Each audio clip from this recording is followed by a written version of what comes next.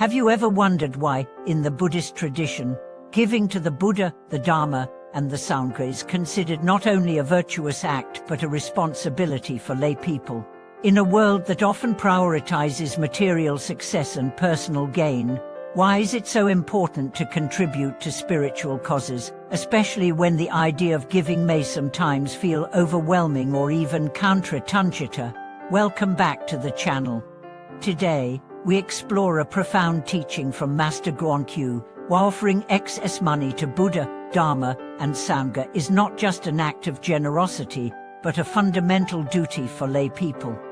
Master Guangqin, one of the revered teachers in the Buddhist community, has long emphasized that material wealth, while necessary for daily living, should not be hoarded for selfish purposes. Instead, he teaches that excess wealth, once basic needs are met, should be used to support the propagation of the Dharma, sustain the Sangha, and cultivate a harmonious society. But what does this really mean? Why is it that lay people, who have families and worldly responsibilities, are encouraged to share their surplus wealth in this way? To understand this teaching more deeply, we first need to recognize the significance of the three jewels in Buddhism: the Buddha, the Dharma, and the Sangha. These three treasures are the foundation of Buddhist practice and the very essence of the path to enlightenment. The Buddha represents the awakened mind, the Dharma is the teachings that guide us toward awakening, and the Sangha is the community of practitioners who support one another on the journey. Master Guangqin's teaching about offering excess wealth to these three treasures is based on the recognition that all beings are interconnected. In Buddhism, wealth is not seen as something that belongs solely to an individual, but as a resource that, when shared, can bring benefit to the wider community. By contributing to the Dharma and the Sangha, lay people are not only supporting the preservation and dissemination of the teachings, but they are also accumulating merit for themselves and their families. This act of generosity, therefore, becomes a way of both serving others and cultivating spiritual growth. And now, let's delve into the heart of Master Guangqin's teaching. Why is it that offering to the Buddha, the Dharma, and the Sangha is such an important duty for lay people? The answer lies in the concept of supporting the Dharma. The Buddha's teachings, passed down through generations, are what guide us toward enlightenment. Without the support of the community and the lay people, these teachings would not thrive. It is through the offerings of lay people that temples, monasteries, and Dharma centers are able to continue their work of spreading the wisdom of the Buddha.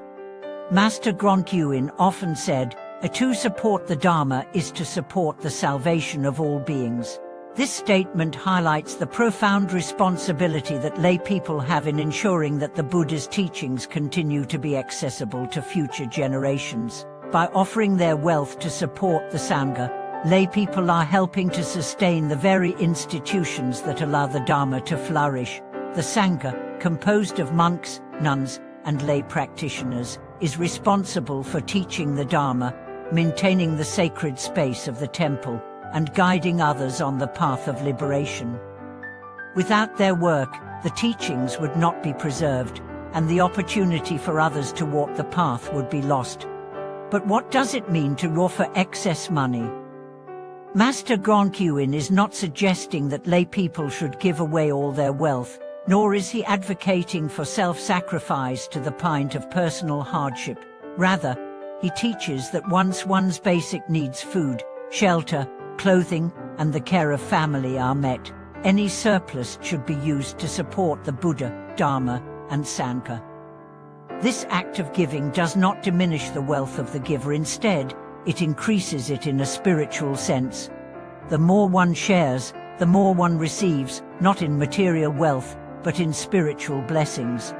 In Buddhism, there is a concept known as dana, which refers to the practice of generosity. Dana is one of the key virtues that Buddhists are encouraged to cultivate, and it is considered an essential part of the path to liberation. Through the practice of dana, one learns to let go of attachment to wealth, status, and possessions. Generosity opens the heart and mind, allowing us to transcend the ego and develop compassion for all beings. When we give to the Buddha, the Dharma, and the Sangha, we are not just supporting an external cause, we are purifying our own minds and accumulating merit that will benefit us in this life and beyond. Master Guangqin emphasizes that giving to the three jewels is not just about material offerings, it is about cultivating an attitude of generosity and selflessness. It is about recognizing that the wealth we accumulate is not for our exclusive benefit, but for the benefit of all sentient beings. When we make offerings to the Buddha, Dharma, and Sangha, we are aligning ourselves with the highest values of Buddhism: wisdom, compassion, and equanimity.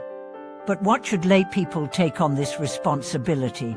After all, isn't it the monks and nuns who dedicate their lives to spiritual practice? Isn't it their role to support the Dharma through their meditation, teachings, and monastic life? The answer lies in the interdependence of the lay and monastic communities. The monks and nuns rely on the support of the lay people to continue their practice, and the lay people in turn benefit from the teachings and guidance provided by the Sangha. This reciprocal relationship is the foundation of the Buddhist community, and it is through mutual support that both the monastic and lay communities thrive. Master Guangqin often said, "Without the lay people, the Sangha cannot practice. Without the Sangha, the lay people cannot find the Dharma." This profound statement highlights the essential role that lay people play in the continuation of the Buddhist path. Without the financial support of lay people, monasteries and temples would not exist. Without the guidance of the Sangha, lay people would be left without the teachings and practices that led to liberation. Moreover, the act of offering is not only for the benefit of the recipient, but also for the giver. When we give, we transcend the self. We let go of the illusion of ownership and control. We recognize that everything is interconnected, and we become more attuned to the needs of others. The act of giving cultivates a sense of gratitude and humility, which are essential qualities for spiritual growth. By offering our excess wealth to support the Buddha, Dharma, and Sangha, we are not only benefiting others, but also purifying our own hearts and minds. It is important to note that the act of giving does not necessarily mean financial contributions alone. Master Guangqin also teaches that we can offer our time, energy, and resources to support the Dharma. For example, volunteering at a temple, helping with the organization of Dharma events, or offering teachings and wisdom to others are all forms of generosity. What matters is the intention behind the offering. The more selfless and pure the intention, the more powerful the act of giving becomes. As we conclude, let us reflect on the importance of supporting the Buddha, Dharma, and Sangha in our own lives. Are we holding on to our wealth, our time, and our energy for selfish purposes, or are we using them to contribute to the greater good? How can we cultivate a spirit of generosity in our daily lives and align ourselves with the values of the Buddha's teachings? These are questions we must all ask ourselves as we walk the path of awakening. Thank you for watching this video. If this teaching has inspired you, please share your thoughts in the comments. Let us know how you have integrated the practice of generosity into your life and how it has transformed your spiritual journey. Don't forget to like, subscribe, and support our channel so we can continue sharing these invaluable teachings with you. See you in the next video.